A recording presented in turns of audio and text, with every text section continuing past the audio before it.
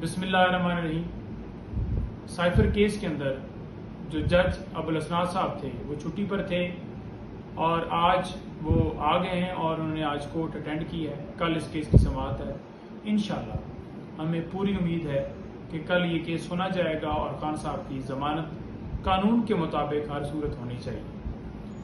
दूसरे नंबर पर मुख्तलिफ जो खान साहब के ऊपर केसेस बनाए गए थे 25 मई को और उसके बाद कुछ, तो मुख्तलिफ जो बेल्स करवाई हैं खान साहब की, उनमें ट्रायल क्योंकि जारी है और वो भी कल डिस्ट्रिक्ट कोर्ट के अंदर लगी हुई हैं। तमाम में रोल क्या है जी 109 का, इंस्टिगेशन का, जो कि कभी भी सरकार जो है जब बेल्स के ऊपर आर्गूमेंट्स हुए तो कभी भी वो साबित नहीं कर सकी कि ये शवायद हैं, ये सबूत हैं, तो लिहाजा इसी वजह से खान साहब की बेल्स होती रही।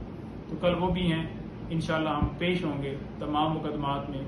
और दूसरा साथ इसके ऐड करता जाऊँ, खान साहब की तरफ से एक वाज़िया पैगाम आया है जो कि अफवाहें फैलाई जा रही हैं कि खान साहब किसी बंदे से मिले हैं या कोई बंदा खान साहब से मिलने गया है, किसी बंदे के जरिए पैगाम भिजवाया उन्होंने, या उनकी वाइफ के जरिए कोई पैगाम भिजवाया है, या कोई और जराए से बात करने की कोशिश की गई है।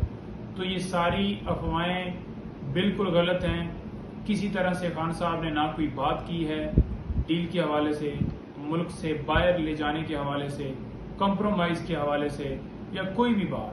तमाम बातों की उन्होंने तरदीद की है कि मैंने किसी के साथ डील वाली कोई बात नहीं की।